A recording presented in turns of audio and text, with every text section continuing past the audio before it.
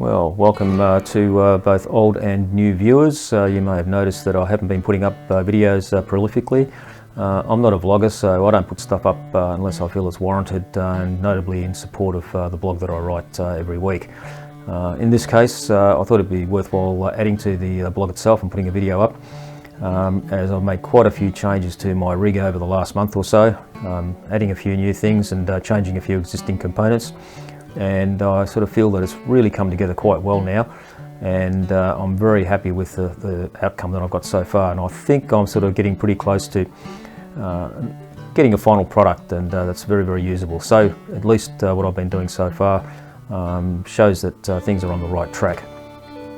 Now, what I've done with this video is I'm giving some close-ups of the elements that I'm going to be talking about, and you'll get more details on my blog if you want, but I think the video should be fairly self-explanatory, and I'll cover all the little bits and pieces so that you get a good idea of exactly what I've done and why I've done it.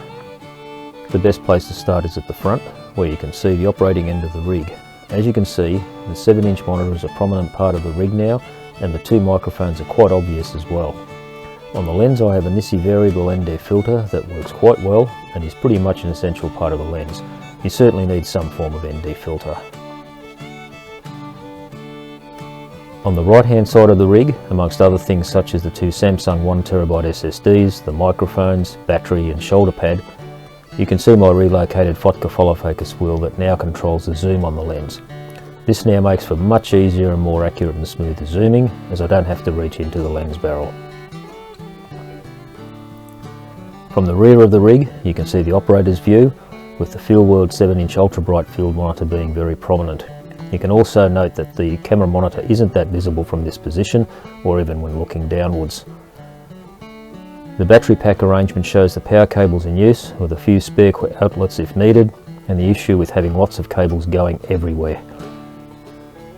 A closer view of the field monitor shows the mounting method and how the cage provides support and protection for the monitor, the latter I think being essential for a cage of this size.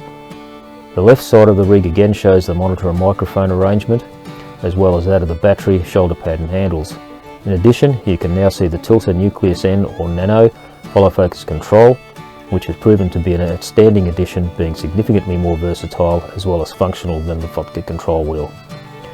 Finally, a view of the top of the rig showing the monitor, microphones and audio recorder, as well as the grip that I use to hold the rig of my EasyRig.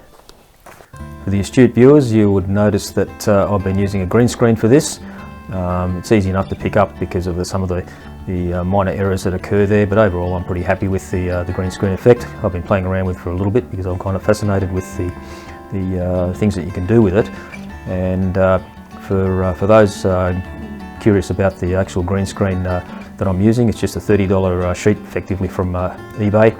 I've sort of got most of the wrinkles and creases out of it, but nothing extravagant, and the lighting is pretty ordinary, just basically a 45cm LED laying on the floor, pointing up on the back of the green screen, and you don't have to do anything more than that with DaVinci Resolve. It's very easy to get rid of the background and add your own, whether it's a still image or a video, and you know, it works quite well. The bits and pieces you see reflecting off the rig itself, because of the shiny metal, it's very difficult to get the green reflections out of that. Maybe experts can do it, but that's beyond me. But overall, I'm quite happy with the results. So I don't think it's too bad at all for an amateur green screen, or in fact a video editing individual. So hopefully that gives you some information about what you can do with a rig, whether you're using the Blackmagic Pocket Cinema 4K or any other camera for that matter. The system itself that I put together hasn't been that expensive, using some of the more inexpensive components, and I feel they're actually well worth it, and they work very, very well indeed. So hopefully I'll catch you sometime later. Cheers.